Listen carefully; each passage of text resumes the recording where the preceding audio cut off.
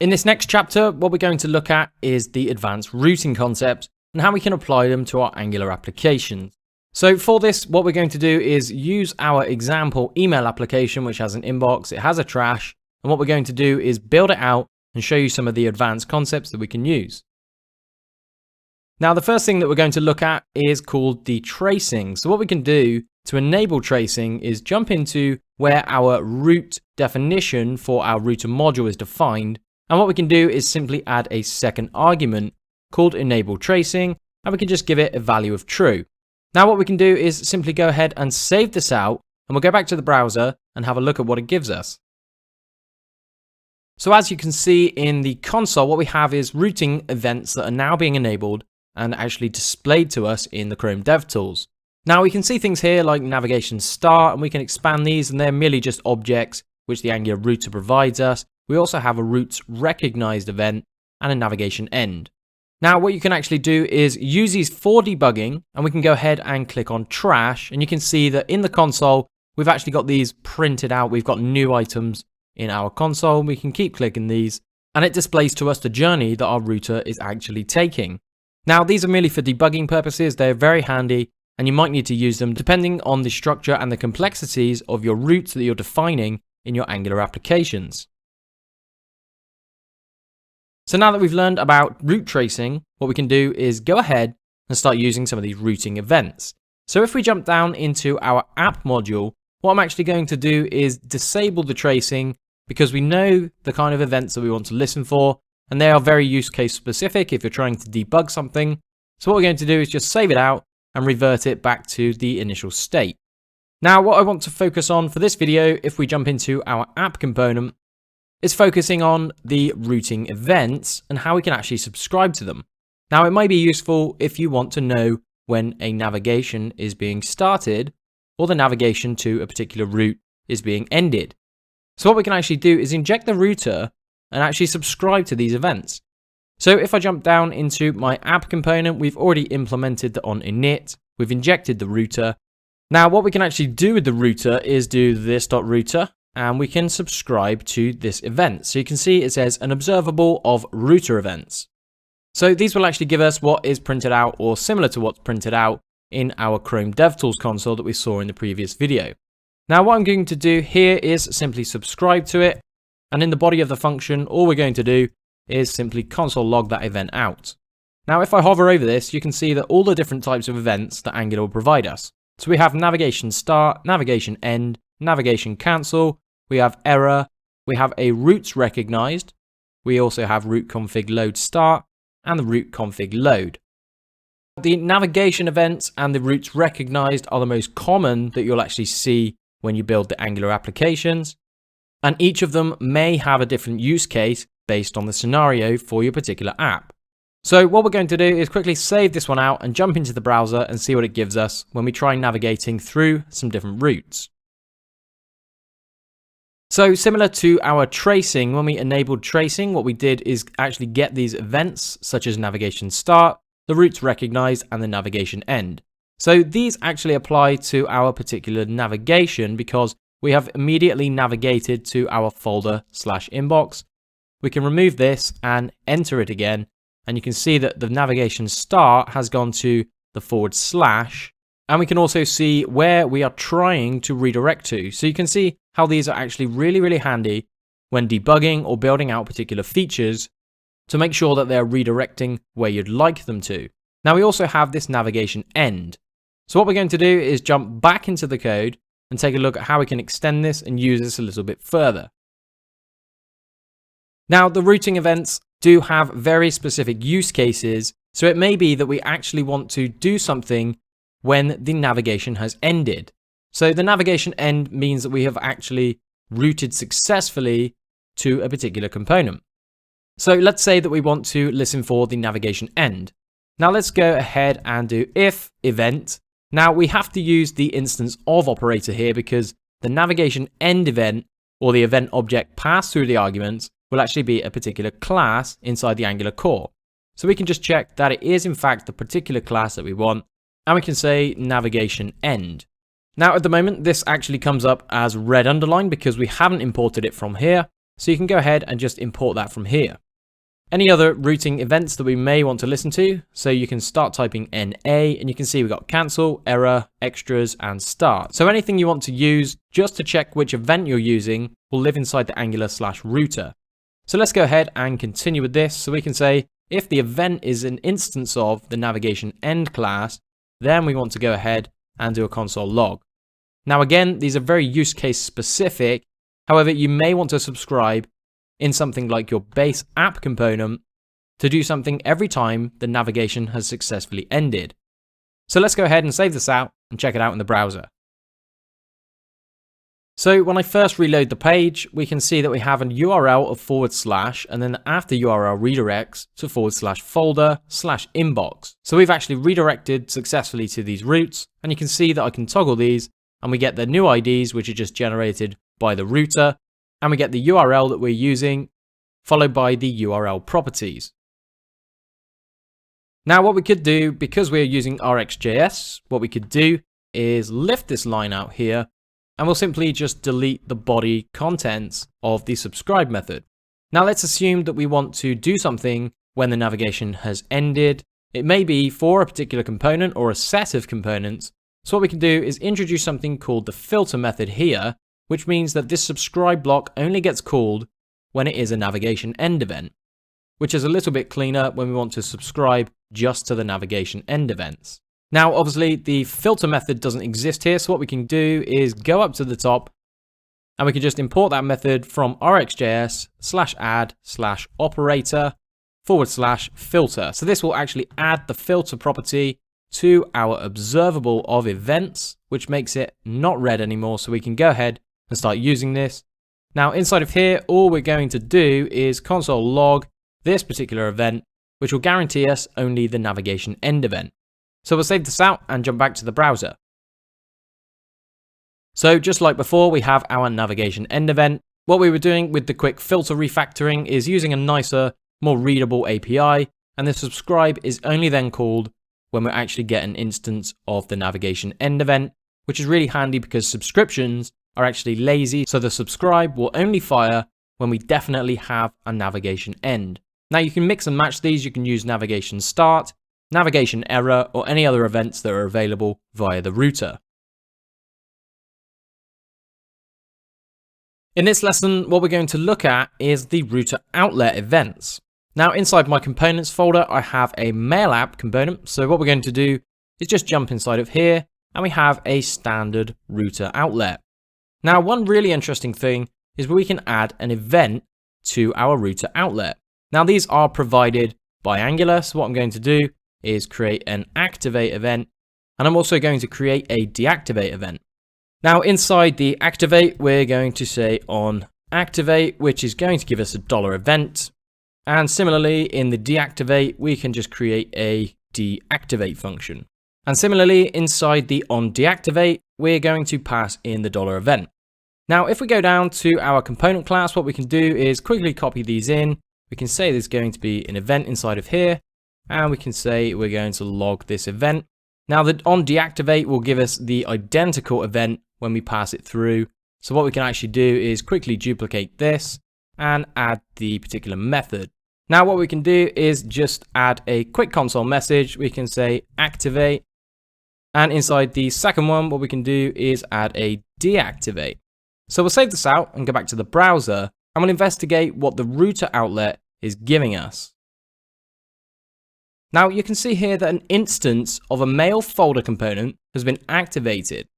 So if we expand this, we can jump inside and we can look inside the messages array, and we can see the data that corresponds to the message inside of here. Now what this is a public property which acts as a dynamic input. Now if you think back to the dynamic components chapter that we looked at right at the beginning of this course, what we actually looked at was dynamically creating and adding properties to a dynamic component, and we also learned how to subscribe to dynamic component outputs. So in this case, our router outlet is simply telling us that this particular mail folder component has been instantiated. So let's go back to the code and have a look further. Now, if we were to deactivate, what this actually means is that our component has been destroyed, and the $event corresponds to the exact same component instance of the component that has been destroyed. Now the component that was destroyed is our mail folder, and you can see inside that we have a mail item. So we don't actually get access to the mail item. What we get access to is our mail folder component, and you can see inside of here that we have our array of messages, which just contains the single message. Now again, this is a very unique use case, but you may be using the activate and the deactivate to do some kind of analytics or perhaps logging, or to run a global function when a component is created and destroyed. Activate and deactivate aren't commonly used. However, there may be a use case in your Angular applications moving forward that it may make sense to actually go ahead and listen to these particular events on the router outlet. So now we've covered some of the useful utilities that Angular provides us with the router. What we're going to do is look at something called resolves. Now, a resolve will actually preload the data before you have navigated to a particular routed component. What this means is if we took our inbox example and clicked on a particular message, before actually displaying the component, Angular will go ahead and preload that particular data. So in this video, what we're going to do is learn how to configure a resolve for our folder component. So if I jump into the mail module that we have, you can see that we have these root definitions here. Now what we need to do to add a resolve is add a property on this particular object called resolve, and the property that we provide as the name of the resolve becomes an internal message that we can bind to inside the component. Now the property won't make too much sense until we've gone ahead and built this out. So what we're going to do is just close this file for now. We'll save this and close it off. Now, what I have in my db.json, which is just my local server, I'm actually using a static JSON server, and I have a property called messages with an array inside of all these particular inbox messages. So what we're going to do is jump into our mail folder, and next to our mail module, we're going to create a mail.service.ts. Now you can just simply save that out, and we're going to go ahead and import the ejectable from the Angular/core.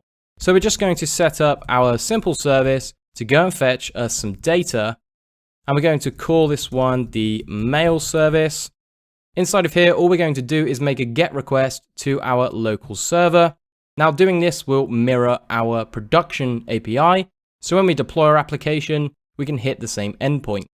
Now what we're going to do for this example is create the constructor. We're going to inject HTTP, which is going to use the HTTP. Now we need to go ahead and import this, so we can just do import HTTP from the Angular/HTTP. So this will actually make the HTTP available inside any of our methods.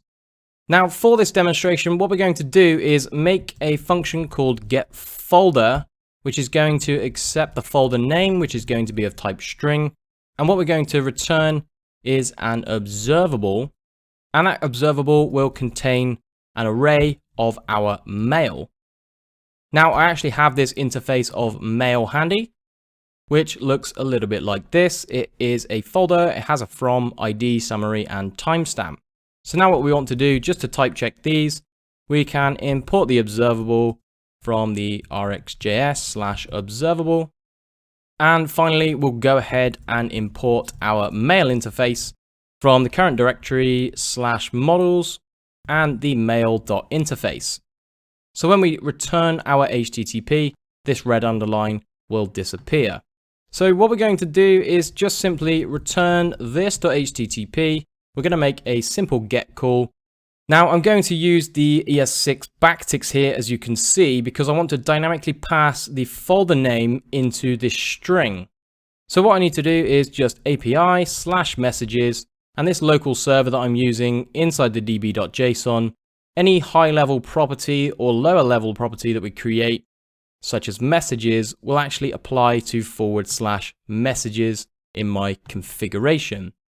Now what I want to do is actually make a query based on the folder, and the folder that I'm going to ask for is going to be $folder. So this will actually interpolate the string, and it will go ahead and get us the values. So this one has a folder of inbox, we have inbox, and finally, we have a folder with trash inside. So in this example, we're putting the correct items inside the correct folder when we actually navigate to a route. Now what I'm going to do is just neaten this up. We'll do a quick map, which then gives us a response. We can then parse that out to JSON by calling .json. And finally, we need to import that operator to extend the HTTP. So we can do rxjs/add and followed by the operator /map. So this will go ahead and add the map operator to our HTTP observable. We're returning an observable, which is going to contain an array of our mail items that adhere to our interface. So this just looks like a basic setup at the moment. So the way that we'll actually do this is not inside a component, but we'll do it at the root level. So before we close this off, we can quickly jump into our mail module, and we're just going to register this service as a provider. So we can do import the mail service, and it's right next to our module. So we can just do mail.service. You can copy the value of the import and scroll down, and we can say the providers is going to be an array, and it's just going to contain our mail service. So those are the only pieces that we need so far. We don't want to use our resolve just yet. So we're going to save both of these files and simply close them off. Now what we're going to do inside our mail folder is create a resolve. So we can click on the folder, we can add a new file, we can say mail-folder. Now we're going to call this one .resolve.ts. So what this is going to do is act as a slight middleware between the component and the router, so that when it successfully resolves, the component is going to get that information given to it via the router. Now a routing resolve is just a simple class. So what we can do is import the injectable again from the Angular core. We'll go ahead and do an @injectable, and we're going to export a class called mailFolder resolve. Now what we need to do is import the resolve from the @angular/router. Now the resolve is an interface that we need to implement on our class. So we can say it implements the resolve. Now we actually have to give this one a type similar to inside our service where we said it was going to be an array of our mail objects. Now to comply with the interface, what we need to do is add a resolve function. And inside the resolve, we're going to then call our service, which will then provide the data to the router, which makes it accessible inside the component. Now for type checking, what we need to do is import this interface. So we can do import the mail, and we'll do /models/mail.interface. So now we've actually imported our interface. We're saying that's what we're returning inside our resolve. Now inside the resolve function, and you must call it resolve, is where we actually make our service call. Now we've marked this as injectable because we need to inject our service. So the next step is creating a constructor. We're going to say it's private. We'll call it our mail service in lowercase, and it's going to be of type mail service. Now again, what we need to do is go ahead and import the service. So we can do import mail service, and we need to go back a few levels, and we're going to say the mail.service. Now this is the only piece that is left. It's marked underlined in red because we're not actually returning anything from our resolve. So this will actually disappear when we go ahead and return an observable to the resolve function. Now this is extremely simple. What we need to do is return this.mail service, and what we're going to do is call that getFolder method, but we need to actually pass in the name of the folder, such as inbox. So the next step is, where do we get this from to make this piece of our resolve completely dynamic? Now the answer actually lies in the resolve function itself. So what we actually get given is the root, and it is of type activated root snapshot. Now what we need to do is import this one from the router, and the second argument is going to be the state, which is the router state snapshot. Similarly, we need to go ahead and import this from the Angular router. So both of these are now type checked. However, what do they actually mean? Now the activated root snapshot contains information about our particular current routing.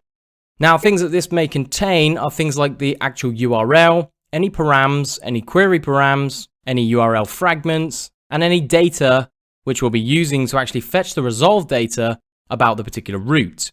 And we also have the state, which is of type router state snapshot, which represents the state of the router at this particular moment in time that this function was called.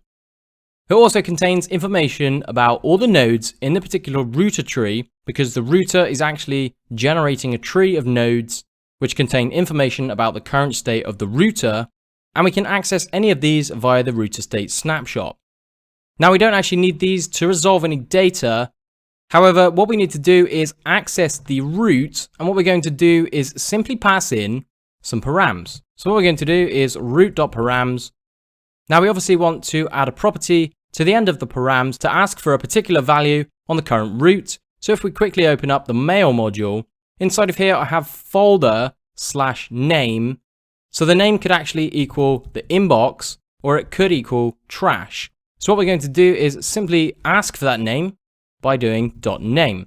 So this will actually pass something like a string such as inbox into this get folder, and it will go ahead, make the query, and then return us the data to this resolve. Now, what we need to do is simply save out our mail folder resolve, and we need to go ahead and add it to this module. So inside of here, I can import the mail folder resolve. Now, this actually lives in the same directory as our mail folder component. So what we can do is /containers/mail folder/mail folder.resolve. So this is simply importing it, and we're going to register it inside our ng module. Now, because the mail folder resolve is injectable, what we actually need to do is add it to our providers. So once you've added it to the providers, what we actually want to do is go ahead and use it inside this resolve. Now, we're going to create a property called messages, and we can just paste that mail folder resolve as the value of the resolve messages.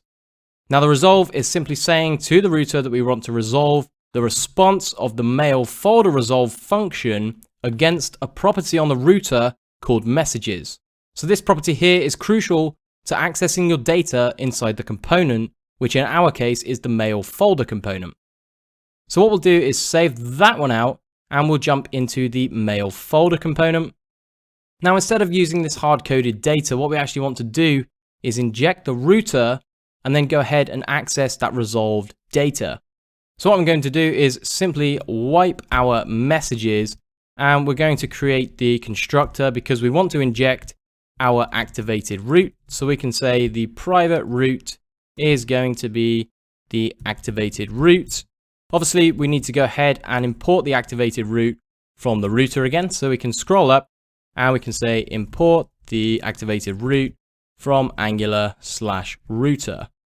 Now, the next piece is we want to access that messages property that we created. So we have the resolve, we have messages, and it's going to return us an observable that contains our mail. So what we'll do is quickly create it through properties. We'll do data. It's going to be an observable, and it's actually going to return us an object with our messages property inside that we just created on our resolve definition. And that, of course, is going to be an array of our mail items. Now, because we have injected the route, all we need to do at this point is say that the observable is going to be this.route.data, which binds the resolve data property on the route to an internal method in our component called data. So at the moment, our ng4 with the messages inside will actually not work because we need to change this over to data. And we'll do that momentarily after we have imported the observable. So we'll go ahead and import the observable from RxJS/observable. Now, what we're going to do for now is simply comment out our mail item iteration. So what we'll do is create a p tag, and inside of here, what we're going to do is just log out this data, and we'll just pipe it out to JSON. So we'll save this out and go back to the browser and check out what this gives us at this moment in time. So you can see inside of here, we have our observable with a property of messages, which contains all of our information specific to that inbox. If we go ahead and press trash, you can see that we get a different item response, with folder of trash.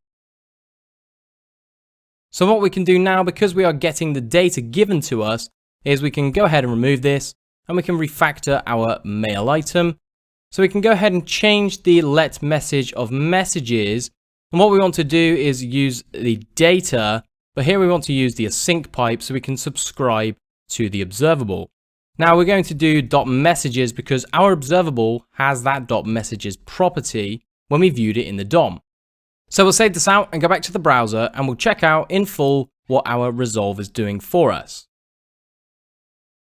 So in the browser, we have our application. Now you can see I'm on /folder/inbox, and we have all the inbox messages. We just have 3 inside of here, and we had 4 items in our db.json.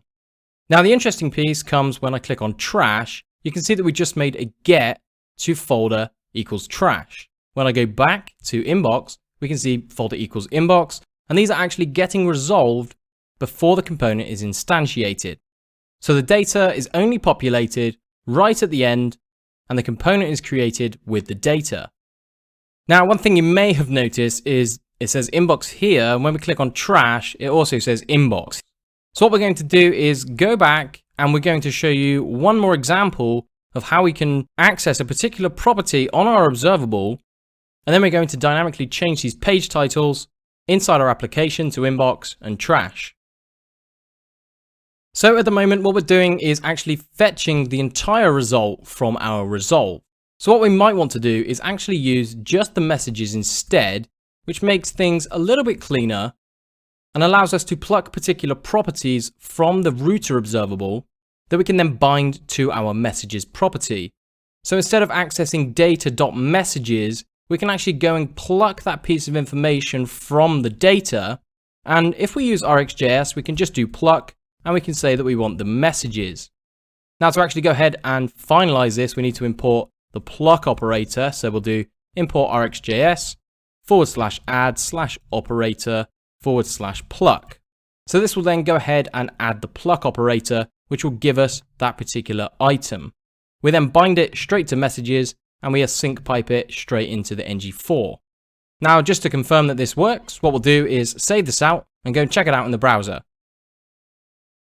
So what we can do is go ahead and navigate to trash. We can see that we have folder equals trash. It's gone and got the message, and we can click on inbox, and it does the exact same thing. Now, depending on how many resolves you have, these properties will be available on the router object. So what we can do is do something like pluck, and we can actually ask for that particular property. We then bind it to our messages, pipe it into the ng4, and each message is then rendered out. Now, what we're also going to do, as promised, we're going to change this page title for the particular view that we're on based on the parameter. Now, what I'm going to do is call this one title. Now, inside of the component, again, what we can do is title, and that is also going to be an observable. And what we're going to say, it's going to be of type string. Now, instead of using the .data, because this isn't specifically for resolving data, but we're going to add a params, and we're going to simply pluck the name. Now, the name actually comes from our mail module. So you can see here that we have this name. So we want to simply ask for that particular param. Much like we did inside our resolve, we said root.param.name. So what we're going to do is simply print it out inside of here. Now, because our name is an observable, we need to use the async pipe because we're binding the observable to title. And because it's an observable, we need to go ahead and pipe it into async. So we'll go ahead and save this out and go and check it out in the browser. So you can see here that we are on /inbox. We have inbox, and we have inbox at the top. Now, when we go ahead to trash, the root has changed. And what we're doing is just using CSS here to make the first letter uppercase. But you can see how we can change between these, and the titles are then reflected based on the actual route that we are on. So what we're going to do is a quick recap of everything that we've covered.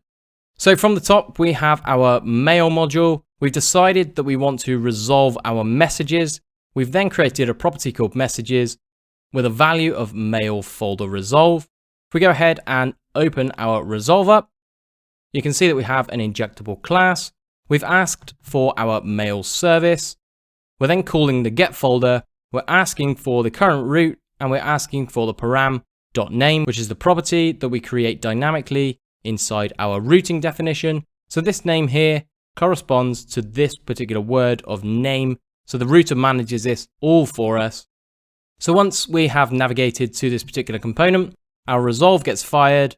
It then returns this function, which then inside our component, if we jump into our mail folder, what we do is this.root.data, and we can either bind the whole object inside of here, or we can pluck a particular property from the data object. We can then bind it to a property inside of our component, and we can pipe it into the async pipe. We can render it and list out each message. In this lesson, what we're going to learn how to do is create a second router outlet next to our other router outlet. Now, these are typically called an auxiliary route or a named router outlet. And the way that we're going to use them is when we click on one of these messages, it's actually going to appear next to it. So what we need to do for this is actually allow a sibling route or an auxiliary route next to our other router outlet. So if we jump ahead into our mail app component, you can see that we have our div class equals mail, and inside it we have the router outlet. So at the moment, when we hit the inbox or the trash, the components are instantiated and created underneath our router outlet. So any of our components will be rendered here. So what happens when we click on a message? We need to actually show that message next to this router outlet.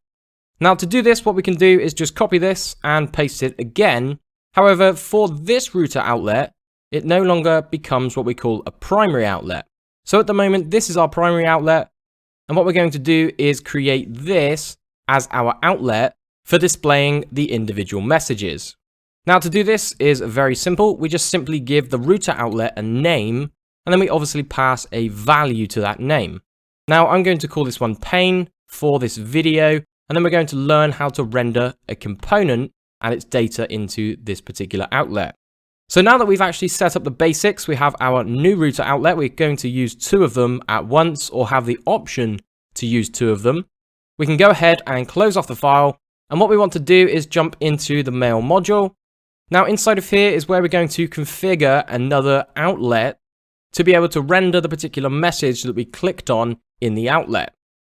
This at the moment is a primary route. So what we want to do is not actually create a child route. We're going to create a sibling route, which means that we can create another object definition here, and we can create the routing definition. So first off, the path is going to be a message, and it's also going to have an ID. However, because the ID is dynamic, we're going to use this colon to actually dynamically instantiate this. So what we're going to get in the browser is something like 1 or 2 or 3, depending on the message that was clicked. So to do this, we just use the colon ID to make sure that this is a dynamic value. So underneath this, we can go ahead and we can say that we want to use the component with a name of mail view component. Now this wasn't in the previous videos. We have the mail view component here, and it's just a basic component with the words I am a message. So this is going to display a message that we clicked on. So all we need is this mail view component name. I can copy the value and we can just paste it into our component. Now I've already imported this and registered it in my module, so this is good to go. However, the final piece to this is how do we actually tell our router outlet that we want to render this component inside of here? So looking back, we have name equals pane. So all we need to refer to is this pane value. So when we go back into the router module, we need to create a second property called outlet. Now this contains the name that we want to use. So in our case, we can use the word pane. And that's all you actually need to do to be able to display this component alongside our other component. Now to verify this, what we can do is save it out and go off to the browser and take a look.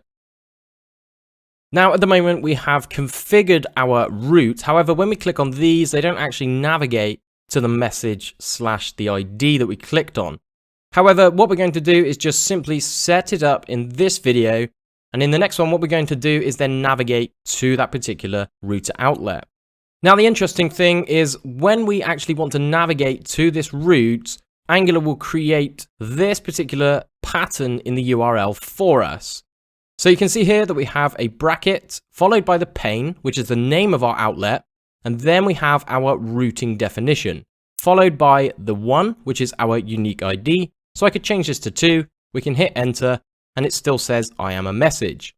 So we are actually successfully routing to a new component. So these are successfully using our named outlet, as you can see here, and underneath we have our mail view that's been rendered out. Now, if we expand the mail, you can also see we have our initial outlet with the mail folder, and we have our second outlet with the name of pane, followed by our mail view. So everything is working as intended. So what we're going to do in the next video is learn how we can tie these up and we can dynamically navigate to this particular URL, because at the moment, this doesn't make sense to just display the URL. However, for this video, we're just simply demonstrating how to configure it. So let's go ahead and learn how to navigate to our named outlet when we click on one of these messages. So now we have learned how to configure our named router outlet. We have our mail module and we have created an outlet with the name of pane. And in the mail app, we have just created another router outlet with the name of pane. So the two then match up. So what we actually want to do at this point is when we click on a mail item, we want to go ahead and navigate to it. Now the mail item is each item that has been rendered out. So you can see here that we have the message and it's of type mail. Now for this, I have deliberately created an A tag because we're going to use something called the router link, which we've covered already in the fundamentals course. However, at this point, what we're going to do is actually navigate to our particular outlet. So for this, what we can do is just bump these on new lines just to keep things readable. And we want to use the router link.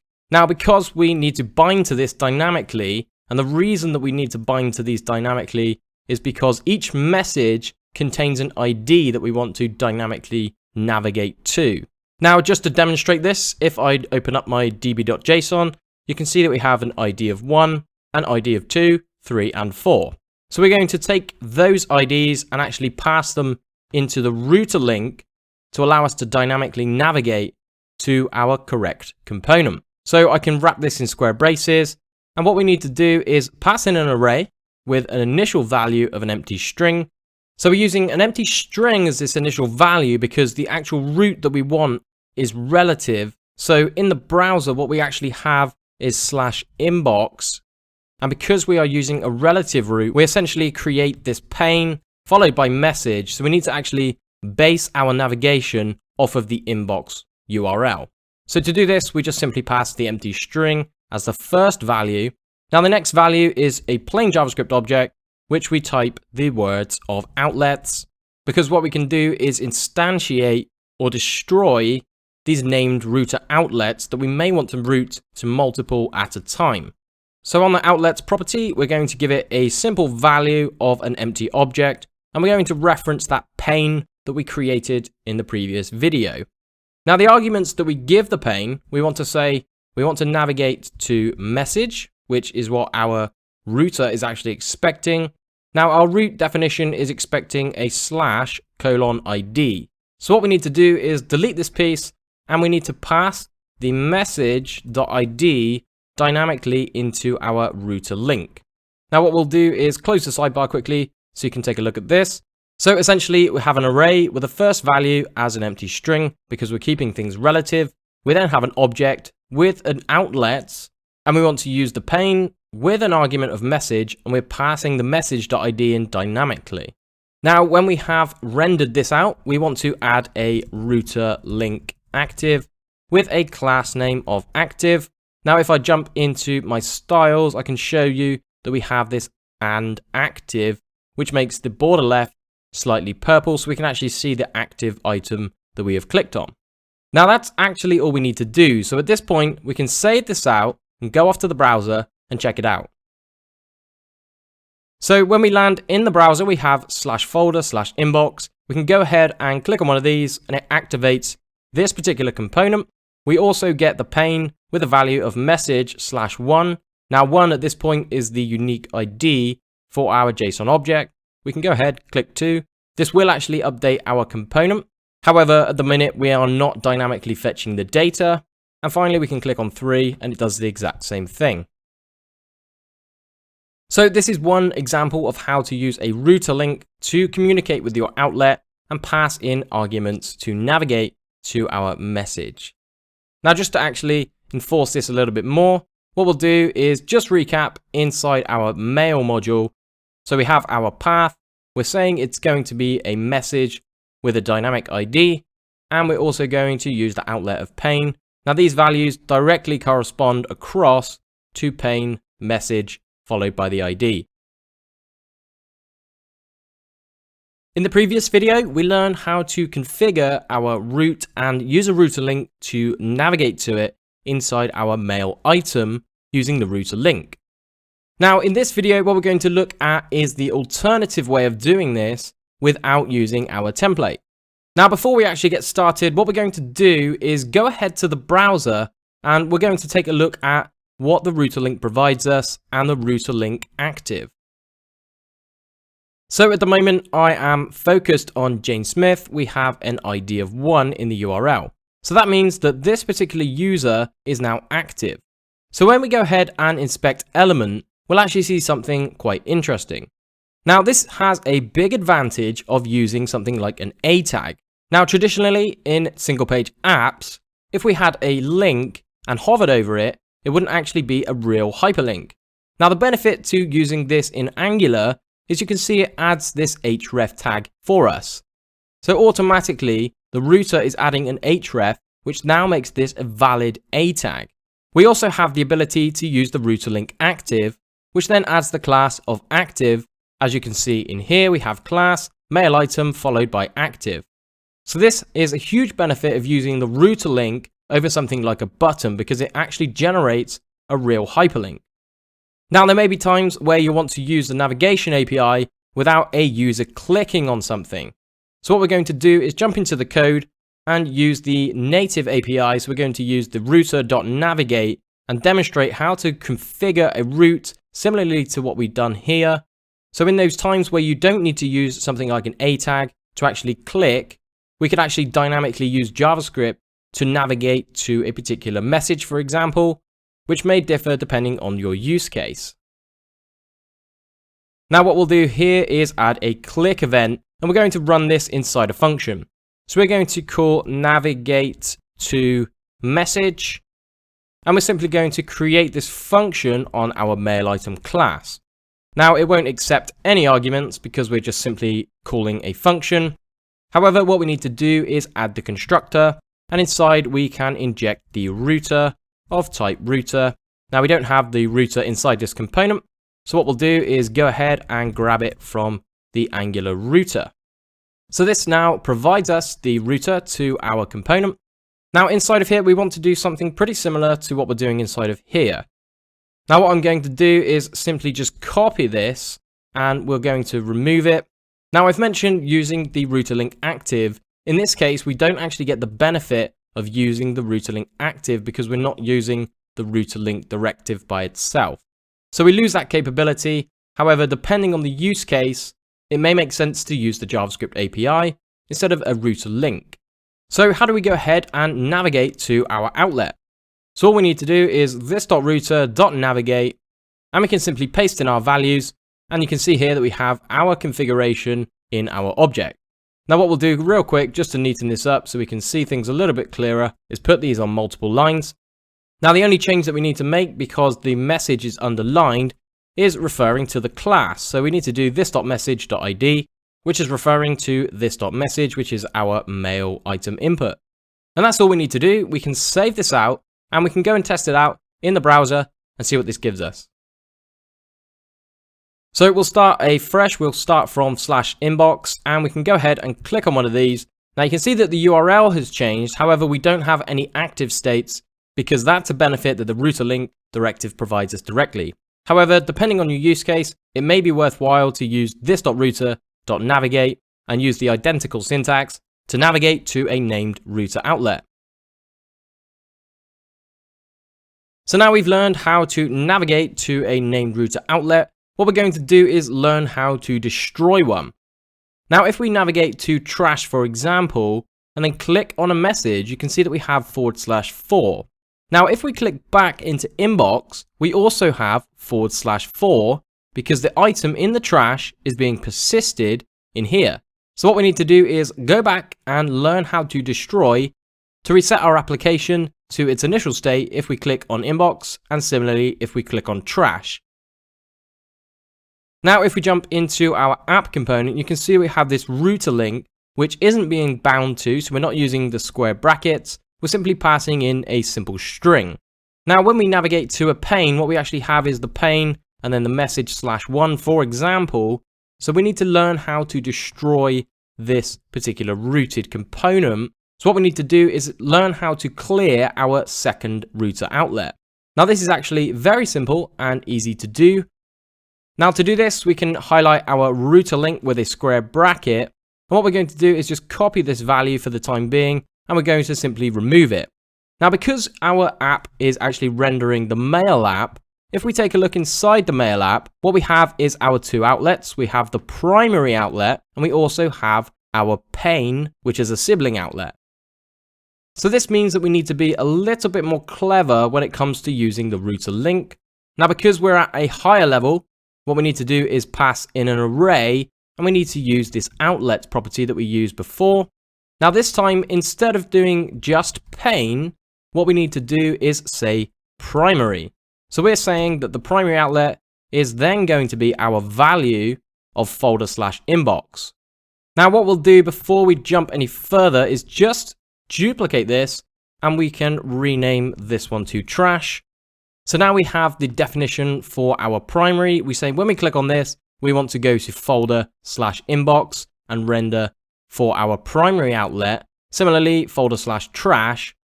Now for both of these, we also may have our pane available to us. Now the way that we can destroy these is simply pass null as the value. So this will actually clear out the contents of our other named outlet and actually reset the URL for us. So we'll save this out and go back to the browser and check out the changes we've made to our application. So again, we land /folder/inbox. We can click on this one. It says 1, 2, and 3. Now when we jump across to trash, you can see that the URL no longer contains information about the pane. We can click on this one, and you can see that this component is then rendered. We can go back to inbox, the component is destroyed, and again, we can go ahead and start clicking. Now, this example is using the router link. However, in the previous video, what we actually looked at inside our mail item is we injected the router in our component class, and we moved the router link down into our class with a callback. Now, if we were to do the exact same thing, we could take this array of values and we could say null. So if we were using the JavaScript API, this is how we could do it inside of here. So we could do something like this.router.navigate. We could pass our information in, and the API is identical with the directive and the JavaScript API. We must remember to do this.message.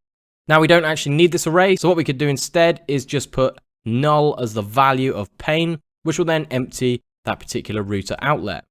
Now because of the advantages that router link and router link active give us, it's good in our case to actually use the router link as a binding. Similarly, in our parent component, we have the app component which controls the navigation. We're using that router link and resetting our second router outlet when we go ahead and click on inbox or we click on trash.